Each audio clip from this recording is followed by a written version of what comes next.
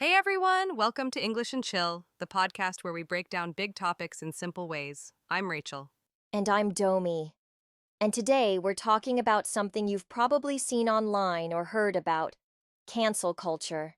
Yep, some people think it's a way to hold people accountable. Others say it's unfair and too extreme. So today, we're asking the big question: cancel culture. Is it fair or is it flawed? Let's start with the basics. What is cancel culture? Good question. Cancel culture is when someone gets called out, usually online, for doing or saying something wrong or offensive. And after they get called out, people might stop supporting them. They might lose fans, followers, jobs, or deals. That's what we mean by being canceled. It's kind of like a digital boycott. People say, "We're done with this person." It happens to celebrities, influencers, even regular people sometimes. Okay, so why do some people think cancel culture is a good thing?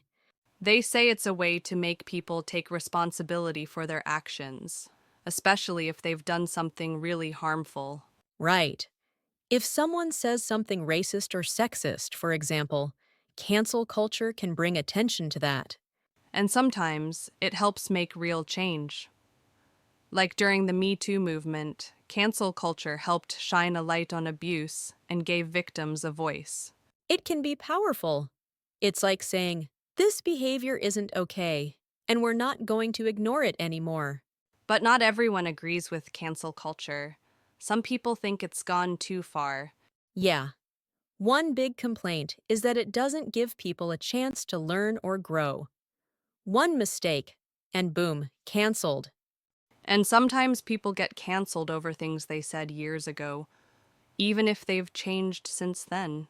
Also, people can get canceled before we even know the full story. It can feel more like a public shaming than a real conversation. And some folks worry it's more about punishment than progress. So cancel culture isn't all good or all bad. There's a gray area. Exactly. Like, what if someone does make a mistake, but they apologize and try to do better? Do we forgive them, or are they canceled forever? And who gets to decide what's cancel-worthy and what's not? It really depends on the situation, and that makes it complicated. Let's talk about a few examples. One is Kevin Hart. He lost a chance to host the Oscars because of old tweets people found offensive. He apologized, but some people felt it wasn't enough. Others said he had grown and shouldn't have lost the opportunity. Another example is J.K. Rowling, the author of Harry Potter. She faced backlash over things she said about gender identity. A lot of fans stopped supporting her. Some still love the books, but don't agree with her views. These examples show how messy cancel culture can be. So what's the answer? Should we cancel culture?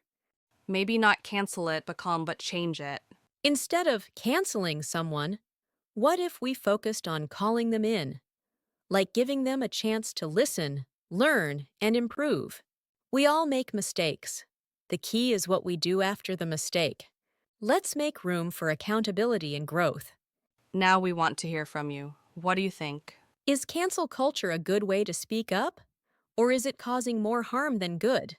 Drop a comment on our post. All right, that's a wrap on today's episode. Cancel culture, fair or flawed? Thanks so much for listening. If you liked this episode, hit that follow button and share it with a friend.